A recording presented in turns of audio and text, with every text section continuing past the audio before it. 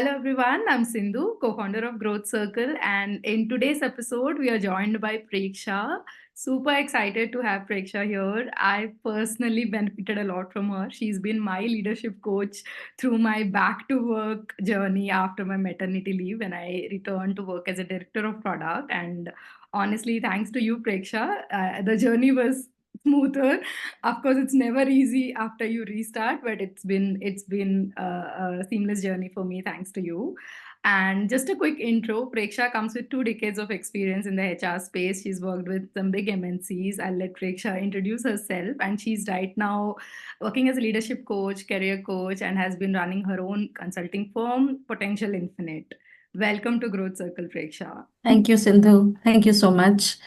Um, Hi everyone. I'm Prekshya. I have around 20 years of experience in HR across global and Indian companies.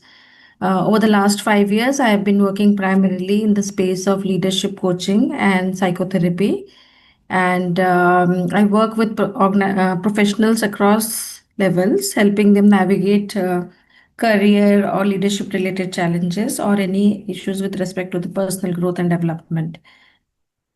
I live in Mumbai. Currently, I have recently relocated to Singapore, so I'm working out of Singapore now. Now I have worked with more than 300 people and have more than 1,000 hours of coaching. And let me also introduce my friend Pallavi, who's joined us today, and she's in the HR space, and she'll also be asking some follow-up questions. Pallavi, do you want to share a brief intro? Hi, this is Pallavi, and I come with approximately 13, 14 years of experience in HR decade, totally majorly into HR business partnering. And I'm happy to connect here with Preksha and Sindhu. It's really a journey it will be a lot to learn from Preksha since she has a decade of experience. Good to be here. Preksha's career transitions, why she chose leadership coaching, and really dig into what leadership coaching is. Because when I started, I honestly didn't know a lot of leadership coaching or career coaching. In fact, thanks to Preksha and Lean In community who actually tied us together, and Preksha was kind enough to offer pro bono consulting back then, and it really helped me a lot. So, would love to dig a little bit more deeper into what is career coaching. Again, there's a lot of career coaches out there as well, but how do you choose the right coach for you? And especially now in the AI world, Pallavi and I were talking, a lot of things are changing. Everyone has self-doubts, everyone has imposter syndrome, like what am I doing? AI can do everything. So how does coaching shape you as a leader is something we would be talking about. So stay tuned for the full episode, and please do subscribe to the channel. How and when did you start Potential Infinite, and how did that journey start? I think 4 years back you started this. My career has been a series of pivots. So I started as an engineer and then worked as a software developer for 3 years and moved into a full-time role in HR after doing MBA from XLRI. So I did a full-time course and I completely transitioned into a HR role. And after working in HR for more than around 15 years, I decided to try something different. And that is when I explored coaching. Uh, uh, Initially, when I left my corporate role, I was not very clear what is the space I wanted to be in and whether this will be something that I would like to really go into. But I found the work extremely meaningful, and it enabled me to create the impact and feel. So I've always asked myself this question: that what is my purpose, and that what exactly am I doing over the years, and now I don't ask that question anymore because I feel that I found a space where I feel that I'm doing work which is meaningful for me. And the reason I chose this space is because of my own career journey and challenges, and how I missed having a coach or somebody who can help me think through different aspects of my career and life at different points in time. Honestly, even though I was in HR, I did not realize that coaching is so accessible. And earlier, my one of the misconceptions I had was that it is only for senior leaders or it is too expensive. and never made that initiative. So I got into this space thinking that, it is important to make people aware that what is coaching and make it accessible, ensure that people, when they know that this is something that they can lean on to if needed. Yeah. So that's brought me here, and I started Potential Infinite in 2021. And I primarily work in the space of coaching and psychotherapy. Now I have, from last year, we also offer psychotherapy and leadership coaching, career coaching, and psychotherapy are the three broad areas of services. Amazing. Thanks, Preksha. And Preksha, would love to hear about, the certifications that you did because, I remember when we were talking, you said, Sindhu, yes, there are a lot of coaches out there, but we were briefly talking about what it takes to become a coach. How do you identify the right coach? So would love to hear your perspectives on, what is the certifications that you did. I know it's also very rigorous, so please do share the process so that viewers know like how to identify the right coach, etc. Yeah, so I think there are many, many coaches out there, and honestly, it is not a regulated space, so anyone can call themselves a coach. But I think it is very important to check for credentials, and there are governing bodies like EMCC, ICF, International Coaching Federation, who have a rigorous process of training and evaluation before they award a certification. There is also a requirement for the coach to go through a continuous learning and development journey even when they renew their certification. So certifications are awarded for 3 years, and after every 3 years, ICF asks you to renew it. So you have to go through a mentoring process, you have to go through training processes. So this process makes the coach more adept in their skills. And I think one of the key things to check for is the coach credentialed. So the certifications that I have done, I am an associate certified coach. Um, from ICF, I am also a Gallup certified strengths coach. I am certified in transaction. So I have hold a diploma in transactional analysis. So that's a branch of psychology, and enables me to do a better work as a coach also because it helps me understand human behaviors and patterns better.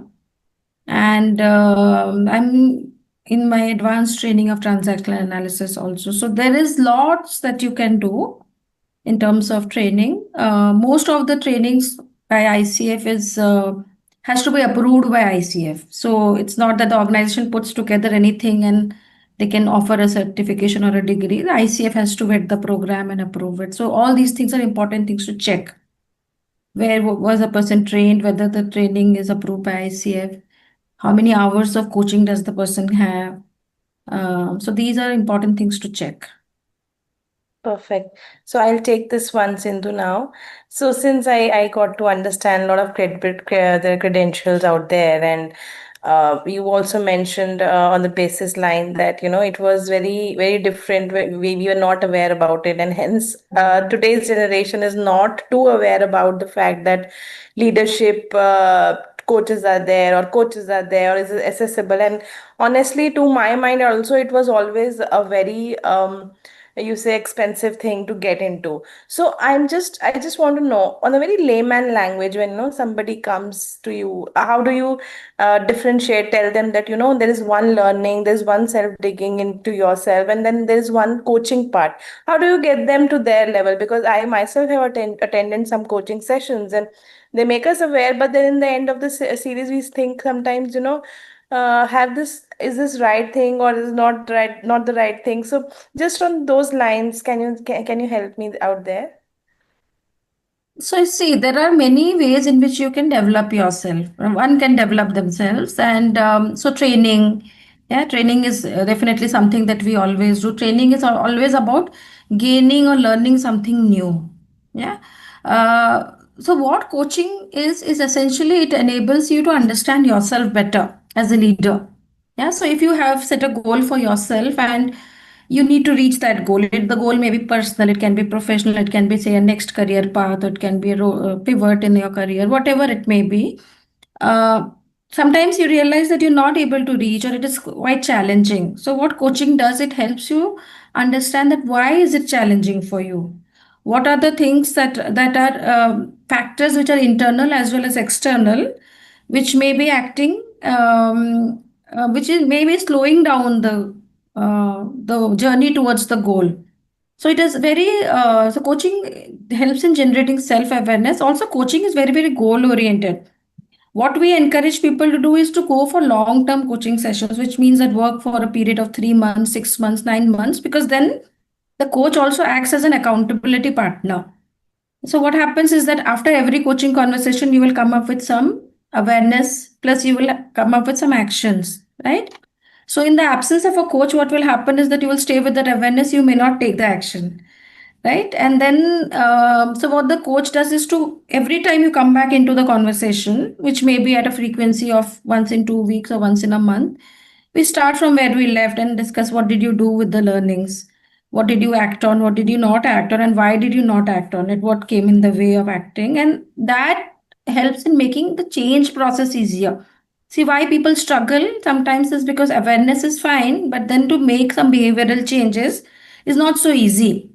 Yeah, it is because you are in a comfort zone, and to try something different, you may be hesitating. You, if no one is holding you accountable, you may or may not do it.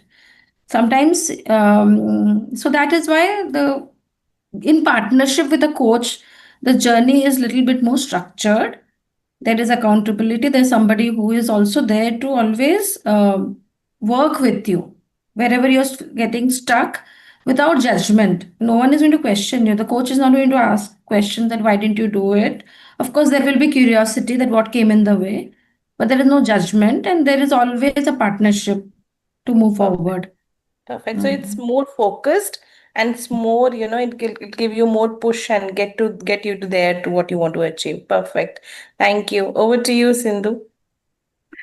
Thanks, Pallavi. Prekshya, I think that's amazing. And I would love to know, I'm sure the audience would also love to hear a little bit about maybe a specific example where you've personally seen. Of course, you can hide the client details, but I would love to hear what was one story which stuck with you, the impact that you've seen from, someone who started, like you said, it's a long-term coaching, right? You would have seen some changes. I would love to hear a example of how this actually transforms. So there are a lot of examples, but one which is really close to me is that of uh, a professional with around 8 to 10 years of experience, who came to me with a very clear understanding of his limitations, that he's underconfident, he suffers from low self-esteem.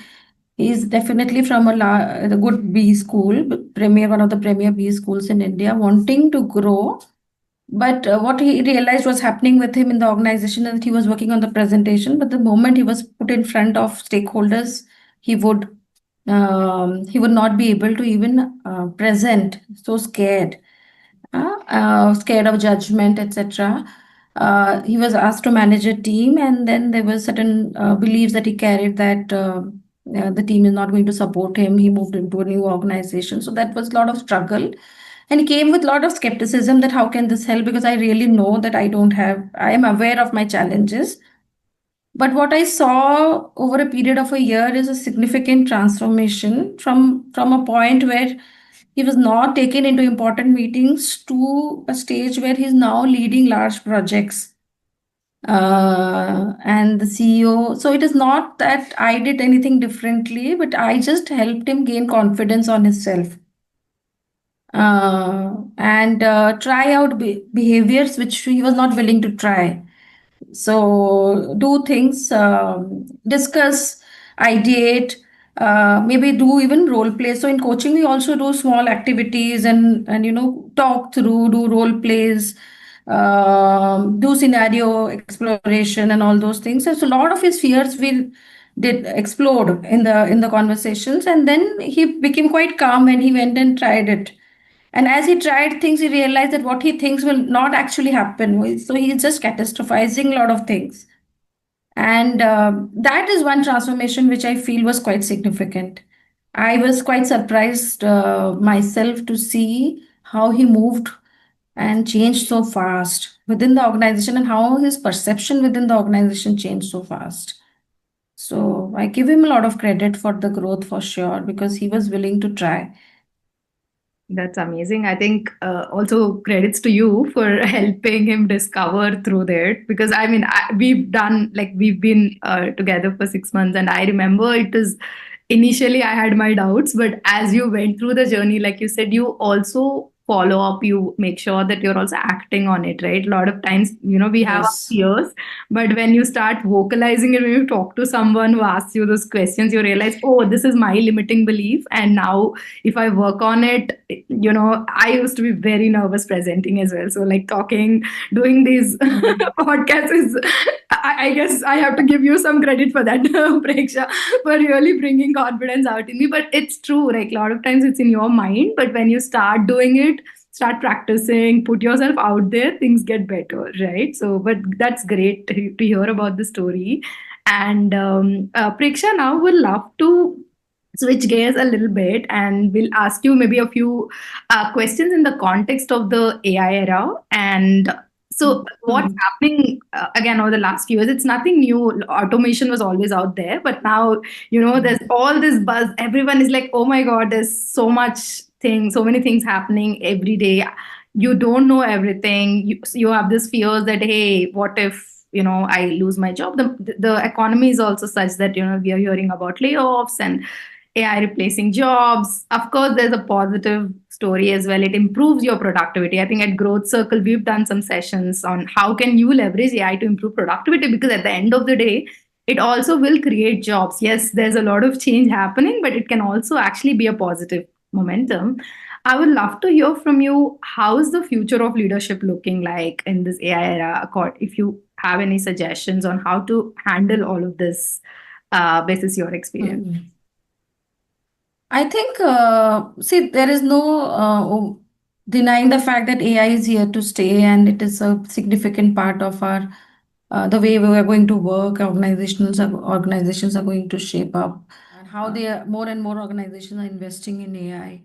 So it is here to stay. Like any skill, the important thing is to not be outdated, in the sense to be aware of what is happening in the market and what are the what is happening with roles. So for example, I work with a lot of people who at some point in time used to work in manual testing, and now they're realizing that manual testing roles are getting phased out. Everything is more moved into automation testing in technology space. And so it is to be aware that what are my skills relevant, and how do I upskill myself for future. So that is here to stay, that to be constantly evolving. But I feel that the leadership, while AI will support with insight, data, enhanced productivity, there are inherent skills of a leader which AI cannot take away. So those are the skills that we need to focus on or build on, leaders need to work on, which is basically, while AI will generate insight, how do you translate that insight into actions on the ground? How do the ability to drive, motivate, inspire teams to role model behaviors, bring in empathy to understand what really is happening with the team, um, uh, managing stakeholders, problem solving, critical thinking. These are aspects where AI may be an input provider, but really the leader has to drive and manage these things. And those are the key skills which will not, AI may not be able to take away. Awesome. And Preksha, if you have to offer one piece of advice for aspiring leaders, especially women entrepreneurs or Mm. women leaders, because like, so they have their own battles, right? So what advice would you give them? Because some of them are like, with AI, I feel like the imposter syndrome has even further increased. So what advice would you have, especially for women entrepreneurs and leaders? I think there has been research to show that women want to be perfect in whatever they do. So the need to take up a role when they feel that they are only confident of doing it well is what we have seen more in women leaders compared to men. So men will apply to a job even if they meet 50% of the criteria. Women will only apply if they meet 100% of the criteria. So my advice to women leaders is that what you are struggling with is what men are also struggling with. And so be willing to uh, take risks with opportunities where you even feel that you're not ready. So that is one. The second is, which continues, that ask for help, like not try to do everything on your own. It's okay to ask for help, because as women we also have a bigger responsibility, we feel, to prove ourselves. So we take on a lot on ourselves to do everything and struggle through it alone. So asking for help, reaching out to mentors, coaches, sponsors, these things are key skills which will continue to be important as we move into the AI world also. But the challenges are same for men and women. It is not different. Well said. Yeah. Thanks, Preksha. We'll now do some rapid fire questions. And yeah, Pallavi, please feel free to jump in if you have more questions here. Sure. So, Preksha, would love to hear what's the biggest misconception about leadership coaching? I think the biggest misconception it is that if come to a coach only if you're struggling. That if I am working with a coach, it means that I'm not doing well or there is some problem or gaps. I think coaching can make you from good to great, right? So it's not about solving a problem. It is also about how do you pivot faster to the next level. So that's, I think, is a misconception. Great. Thank you. Thank you, Preksha. And what's one sign that you might need a coach? You said you can definitely go from good to great as well, but just wanted to hear what's that one sign which you shouldn't ignore as well? See, one sign that you need a coach is when you feel that you have potential, but you're not able to grow. You're feeling stuck. Within organizations, we were quite aware of the perceptions that people carry about us, right? And sometimes we struggle to share challenges very openly. So I will not tell my manager that I am scared to do a presentation, because then the manager will stop assigning me presentations. So, but then who do I go and talk about all these things? So if I am struggling with very basic things which is impacting my growth or slowing down my growth, it may be a good idea to go to and figure out a coach who you can work with and um, work around options and strategies of how to navigate these. Great. And one leadership mistake that you see people making, this is your experience coaching so many people. Um, See, generally, I see that a lot of people struggle with this. I am not good enough, no matter at whatever level they are at. Yeah. So I think the inherent belief on self and looking at leveraging your strengths. So uh, be the leader that you can be. Don't try to be somebody else. So be an authentic leader, understand your strengths, leverage on your strengths. So that would be one advice I would say that I would like to give. That be an authentic leader, leverage on your strengths, and believe in your capability. That can be one. The other thing that I say, that when we transition from one role to another, then understand the role expectations better, which is like if you're moving from an individual contributor to a people manager, then the expectation from the role changes. So sometimes we keep acting in the ways that we were earlier doing without understanding the real expectation. So be clear about the role expectation. Similarly, transitioning from manager to manager of managers, or transitioning to a department head role. So the strategic focus, which changes with every level shift, is also sometimes I feel that people don't realize very early. Absolutely. Preksha, would love to know about your typical client group and how many people have you coached so far, if you're comfortable sharing the numbers as well.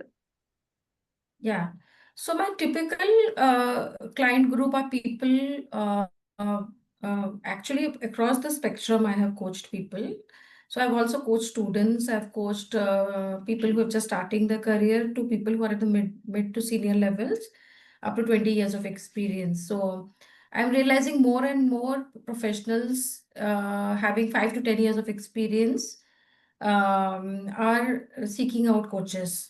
which is a great thing because I do get a lot of inquiries about coaching from professionals themselves. So, so I see that as a new trend, which is quite heartening to see. That's really amazing. I wouldn't have guessed that, students are also coming and early stage professionals. It's very much needed because especially in your earlier career, you will have a lot of self-doubt. So it's really important that there's also awareness out there.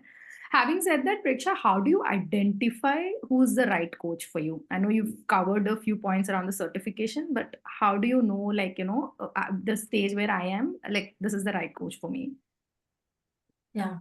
So I generally encourage people to talk to at least 2 to 3 coaches before they finalize one.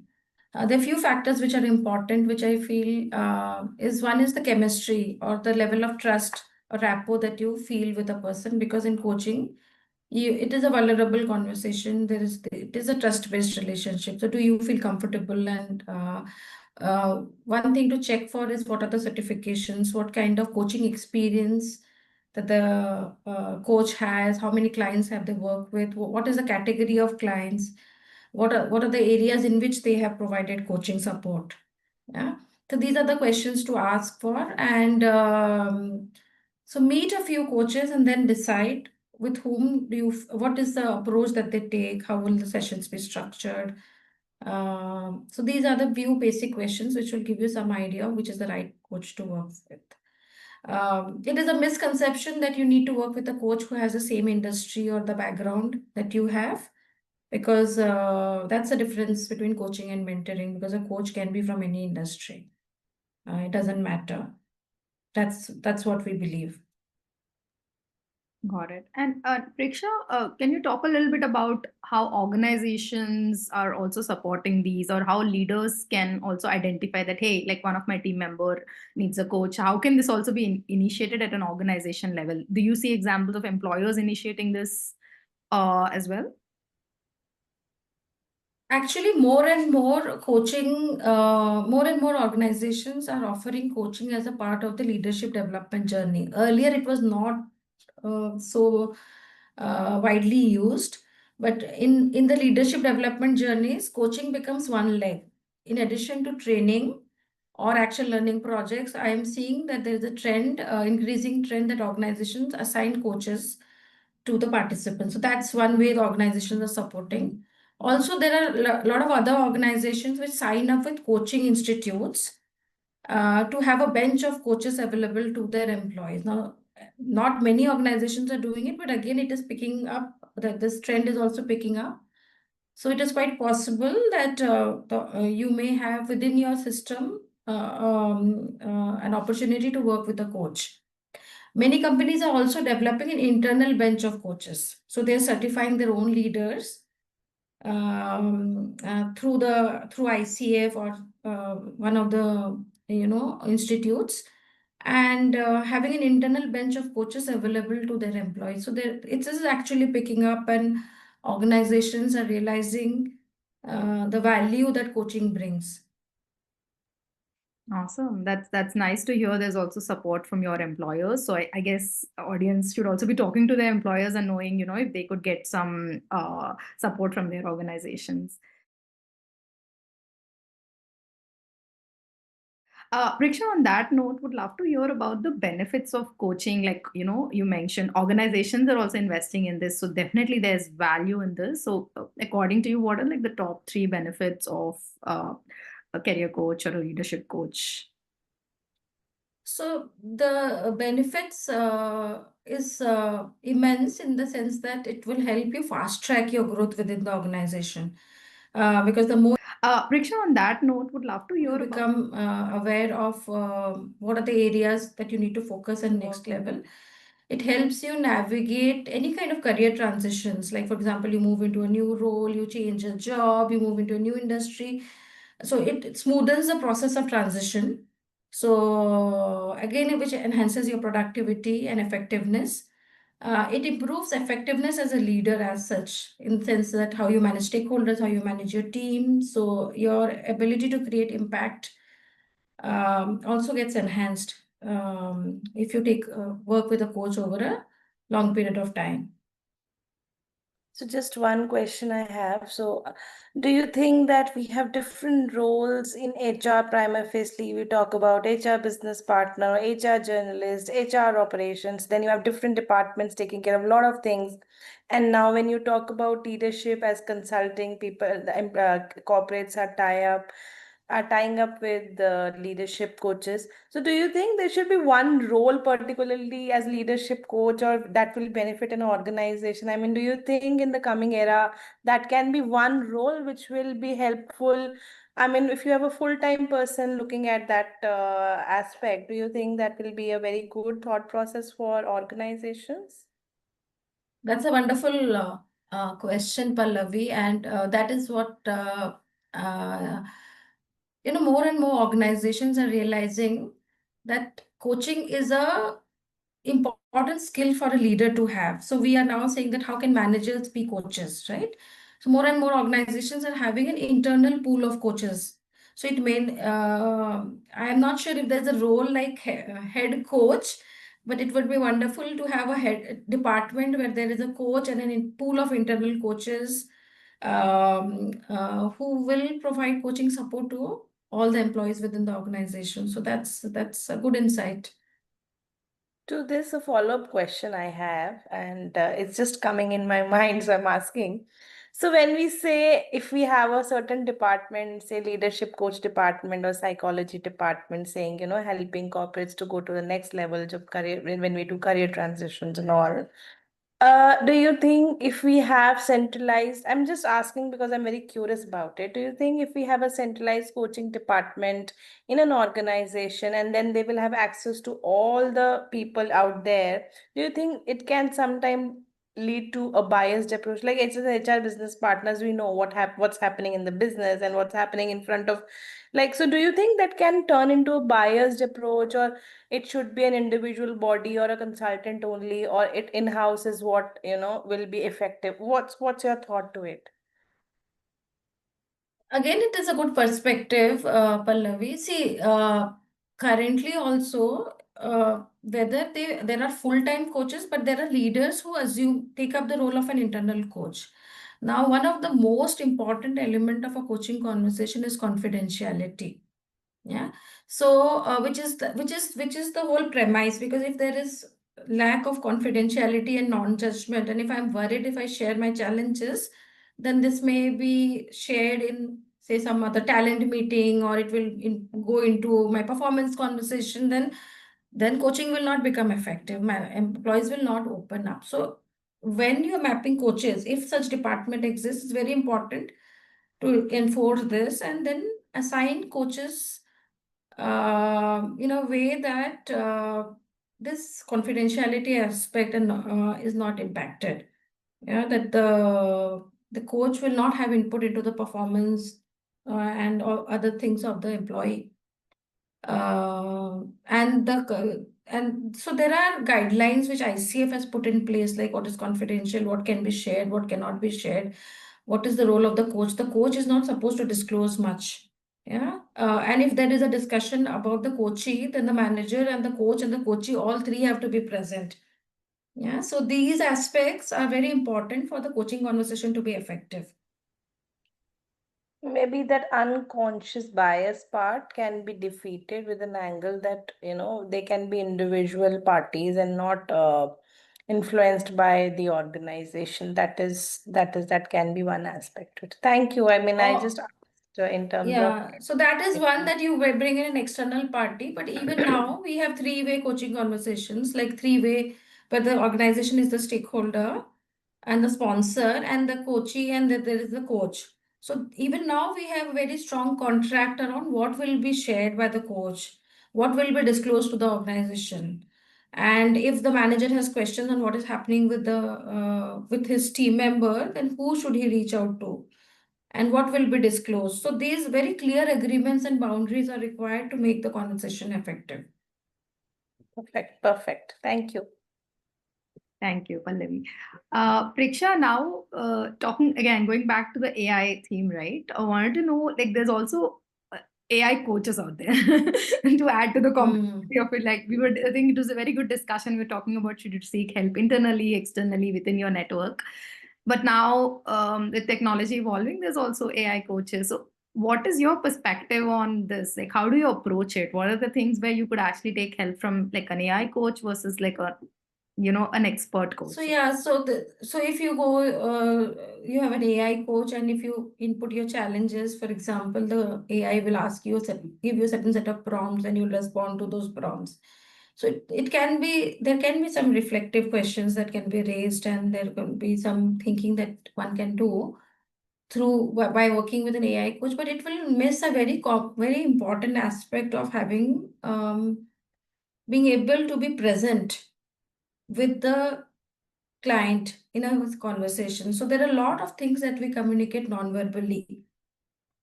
So what the client is saying, and the body language, the emotion, the emotional aspect of it, the empathy aspect of it. So these aspects an AI coach is still not there to catch. It cannot catch, because these are very, very human elements.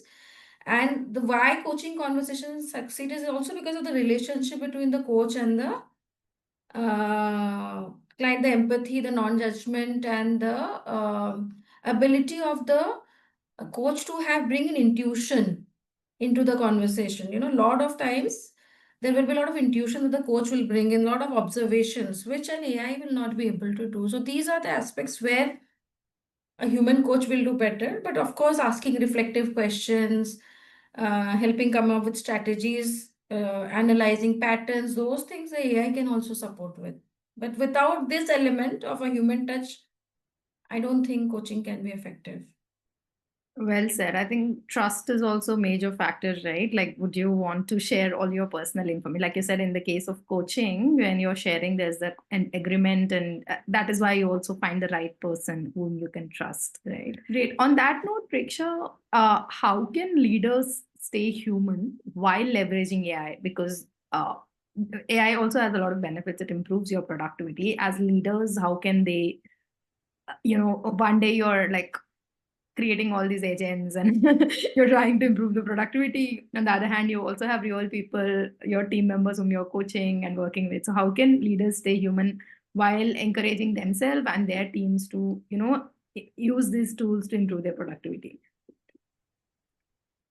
So there is this with AI, it is like data in, data out, right? Whatever data you feed in, you will get that insight. Now, what do you do with the insight? Is there a bias creeping in? Has diversity been accounted for?